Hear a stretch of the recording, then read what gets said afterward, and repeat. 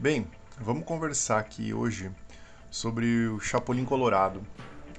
Ele é um herói muito querido, principalmente para as crianças dos anos 80, 90, 2000 e provavelmente até hoje, né? Algumas crianças gostem de assistir Chaves e Chapolin. E a princípio é um herói bobo, não é? Uma diversão escapista, mas o Chapolin ele é um herói tão profundo quanto outros que existem. E essa breve análise, assim, essa breve reflexão que eu vou fazer aqui hoje é sobre a entrevista que o Chespirito deu e perguntaram para ele: E aí, Chespirito, o que você acha de heróis como Superman, He-Man? E ele responde: Não são heróis. Na ideia deles, não são heróis. Herói para mim é o Chapolin. Porque o Chapolin, ele, de certa forma, ele é bobo, ele é estúpido, mas ele é consciente de todos esses defeitos. E ele tem medo. E mesmo tendo medo, ele prossegue, ele enfrenta os seus grandes desafios. E esses heróis, por outro lado, o Tio Espírito diz que eles não têm medo. De certa forma, eu discordo. Mas uma coisa que a gente tem que concordar é que são heróis com muito mais recursos do que o Chapolin. São heróis acima da média. Normalmente são mais fortes que os vilões. E por terem mais recursos, eles não teriam tanto medo assim. Então, como algumas histórias, como The Boys, Watchmen, algumas histórias do Batman também, que tentam trazer esse realismo, o Chapolin, de certa forma, ele traz esse realismo também para suas histórias. Mas não no sentido só de poder, no sentido de não ter poder. E não, porque ele tem alguns recursos, né?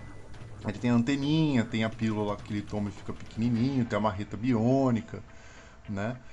Mas psicologicamente, porque psicologicamente ele é medroso.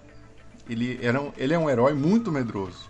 E, e a graça tá nisso, dos episódios do Chapolin. Ele tem medo das situações que ele enfrenta, mas ele sempre tá lá enfrentando as situações. E olhando assim, é um personagem caricato, de comédia, mas que traz essa lição muito valiosa. Um outro ponto também muito interessante do Chapolin Colorado é que ele é um herói latino-americano. E se a gente analisar um contexto geopolítico, de certa forma, nós sofremos uma colonização cultural, principalmente dos Estados Unidos, no que diz respeito ao consumo de quadrinhos, heróis, etc.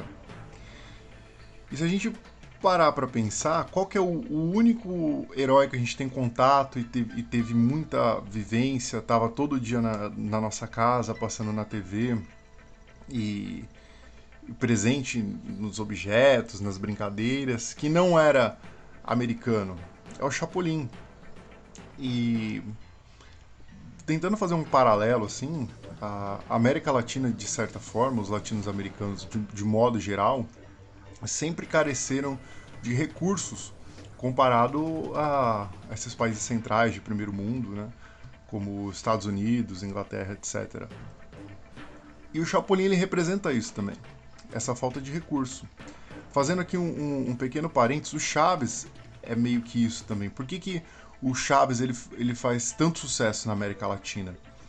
Porque a América Latina tem essa coisa comum, né, da falta de recurso, de alguns cortiços, crianças que passam fome na rua, se divertem com pouco, muita imaginação, poucos recursos, poucos brinquedos simplórios, mas muita imaginação, piadas que por conta da língua, do espanhol e do português, serem línguas próximas, fazem sentido nas duas línguas, um senso de humor muito próximo do povo latino.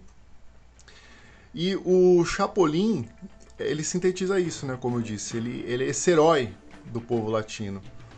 Ah, então, brincando assim, o Belchior fala: eu sou apenas um rapaz latino-americano. Talvez o Chapolin seja apenas um herói latino-americano, mas com certeza assim é um personagem que mora no meu coração de muitas pessoas que cresceram com ele, e um personagem que tem muito mais a ensinar do que apenas fazer comédia e fazer a gente rir. Então eu gostaria de saber o que vocês acham do Chapolin, desse personagem, da relação dele com a América Latina, é, essa questão dele enfrentar os medos, mesmo que sem ser um super herói, sem ter muitos e muitos poderes e sem ser esse cara super confiante de si. Beleza? Um abraço então, até a próxima.